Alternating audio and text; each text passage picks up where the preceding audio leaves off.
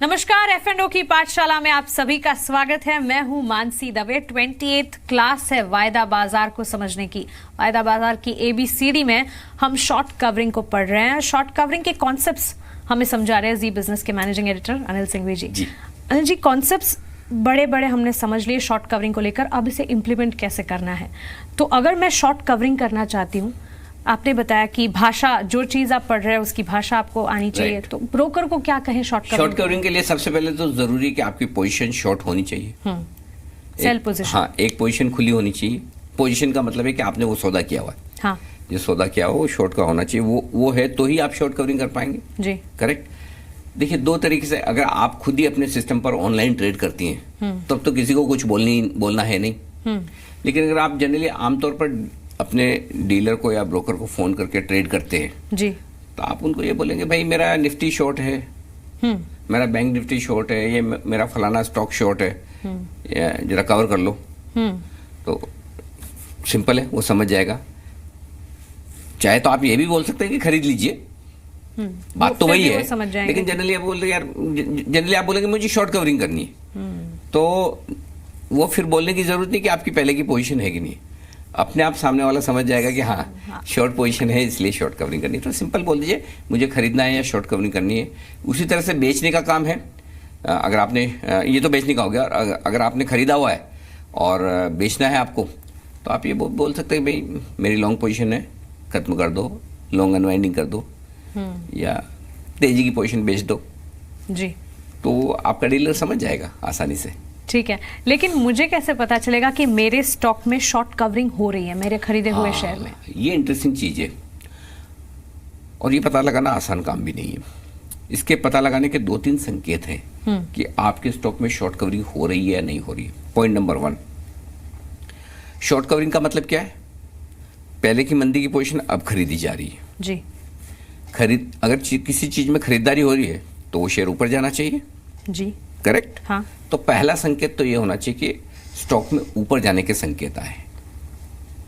ठीक है, स्टॉक अगर ऊपर जा रहा है, स्टॉक के कैश मार्केट और फ्यूचर्स के बीच का भाव बढ़ रहा है, जिसको हम प्रीमियम कहते हैं जी, ये दूसरा संकेत है। थोड़ी प्रीमियम में बढ़त होनी चाहिए, थोड़ी प्राइस में बढ़त होनी चाहिए। और तीसरा संकेत मानसी जो मिलता है वो शेयर के ओपन इंटरेस्ट से। ओपन इंटरेस्ट, हाँ, यानी कि ओपन इंटरेस्ट हम आगे आपको समझाएंगे कि जो ओवरऑल मार्केट में उस स्टॉक की जो खुली पोजीशन है उसमें कमी आए जी तो आपको पता चलेगा कि शॉर्ट कवरिंग हो रही है। समझ में आया? जी। 3 संकेत मिलते हैं और तीनों एक साथ मिल जाए तो शॉर्ट कवरिंग के परफेक्ट संकेत हैं। एकदम आप कॉन्फिडेंट हो जाएंगे। स्टॉक का दाम बढ़ रहा है, स्टॉक का कैश मार्केट और फ्यूचर्स के बीच में प्रीमियम बढ़ रहा है, यानी कि अगर 100 रुपए में स्टॉक कैश मार्केट में ट्रेड कर रहा है और कल तक फ्यूचर में 25 पैसे प्रीमियम चल रही थी, वो 50 पैसे हो गई तो प्रीमियम बढ़ गई जी। कल से स्टॉक आज 1% ऊपर है। और तीसरा, उसमें कल जो ओपन इंटरेस्ट था वो ओपन इंटरेस्ट कम हो रहा है। ओपन इंटरेस्ट कम हो रहा है, कम होना चाहिए, ओपन इंटरेस्ट कम होना चाहिए।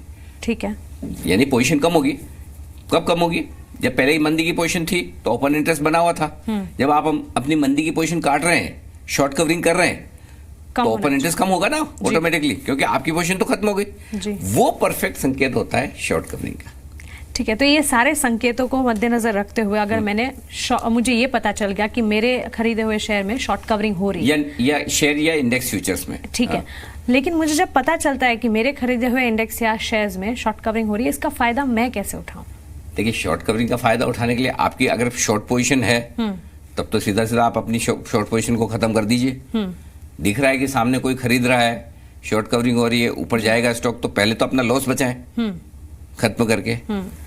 कुछ लोग बड़े स्मार्ट, चालाक, समझदार भी होते हैं।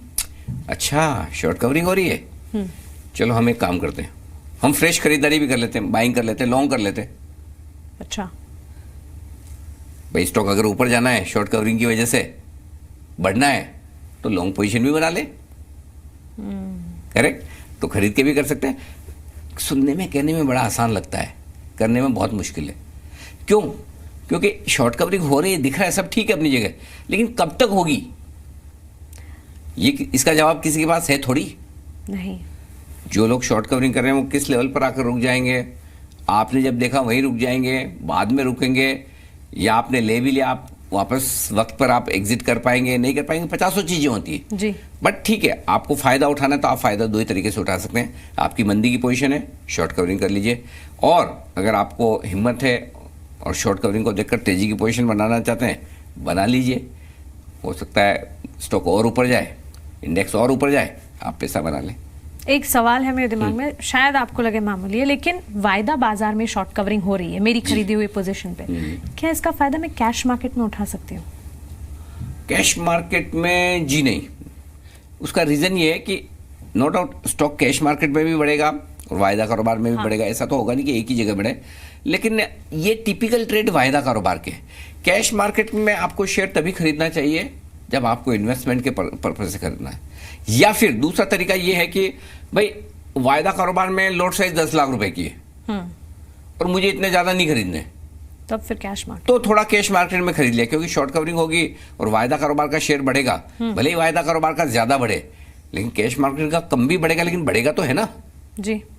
तो आप कैश मार्केट में सपोज किसी स्टॉक का लॉट साइज 10,000 शेयर का है, अब आपको लगता है 10,000 शेयर 50 पैसा भी ऊपर नीचे हो जाए तो पैसे लग जाते हैं, हाँ, तो मुझे ऐसा नहीं करना, मेरे को तो 500 ही शेयर करना है ट्रेड, तो आप फिर वायदा कारोबार में तो कर नहीं पाएंगे, तो फिर आप क्या करेंगे, कैश मार्केट में भी खरीद सकती हैं। तो शॉर्ट कवरिंग का फायदा आपको कैश मार्केट में भी हो सकता है। जी बिल्कुल। और शॉर्ट कवरिंग के कोई रिस्क हैं?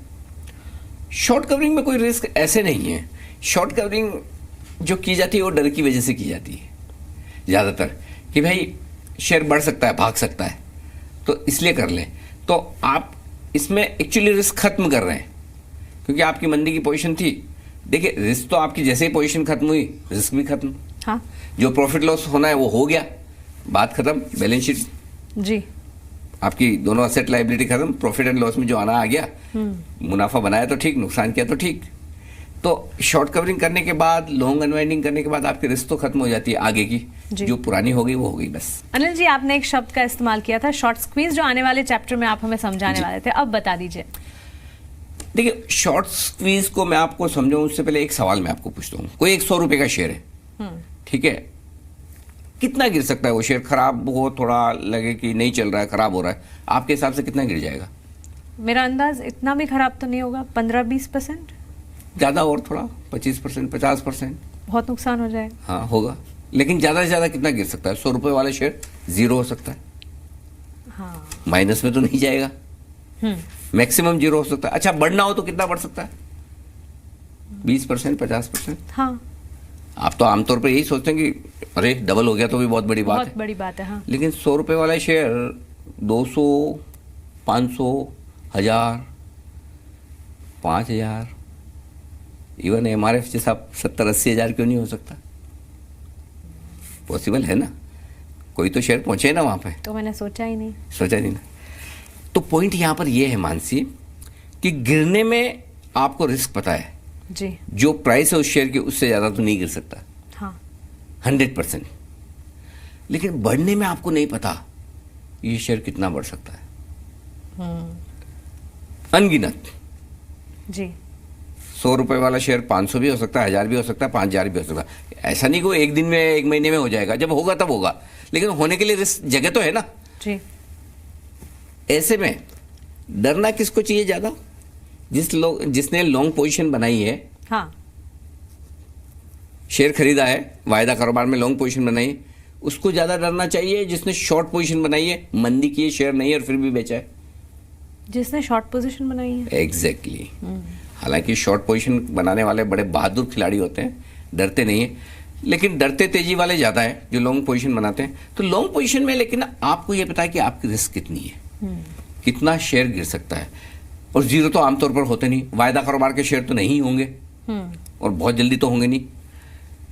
शॉर्ट पोजीशन में हमेशा जो कमजोर शॉर्ट सेलर्स है, जो कमजोर ट्रेडर है, जिन्होंने शॉर्ट किया, मंदी की पोजीशन बनाई, वो हमेशा डरते रहते हैं कि कहीं ऐसा ना हो शॉर्ट कवरिंग हो जाए और स्टॉक भागता रहे। तो जब ये डर उन्हें अपनी शॉर्ट पोजीशन को खत्म करने पर मजबूर करता है, उसको कहते हैं शॉर्ट स्क्वीज। स्क्वीज मतलब दबाना। अच्छा, आप शॉर्ट सेलर फंस गए, अरे हमने गलत पोजीशन बना ली, जरूरत से ज्यादा बना ली, और तेजी करने वाले ट्रेडर्स हावी हो रहे हैं, स्टॉक में अच्छी खबर आ रही है, बाजार भाग रहा है, तो फिर बोलेंगे अच्छा बड़ी मंदी कर रहे थे, आइए अब। तो वो जब अपनी शॉर्ट कवरिंग करने आते हैं मजबूरी में, मुसीबत में, उसमें वो पैसा नहीं बना रहे, लॉस कर रहे हैं, नुकसान कर रहे हैं, लेकिन अब क्या करें, लेकिन कोई मजबूरी रास्ता में काटना है कि सोचा था नीचे जाएगा, लेकिन स्टॉक 100 वाला 150 हो गया, 150, 200, पता नहीं कितना भी हो सकता है। तो वो जब मजबूरी में अपनी शॉर्ट पोजीशन को काटते तो उसको वायदा कारोबार की भाषा में शॉर्ट स्क्वीज बोलते हैं। अच्छा, जिसको कहते हैं कि बेयर्स ट्रैप हो गए, मंदी करने वाले फंस गए, इसी को शॉर्ट स्क्वीज कहते हैं। चलिए, तो शॉर्ट कवरिंग को मैं तो समझ गई हूँ, उम्मीद करती हूँ कि काफी हद तक शॉर्ट कवरिंग के इस चैप्टर को आप भी समझ गए हैं। आगे चैप्टर और भी है, कॉन्सेप्ट्स और भी हैं, आप बने रहे हमारे साथ। नमस्कार।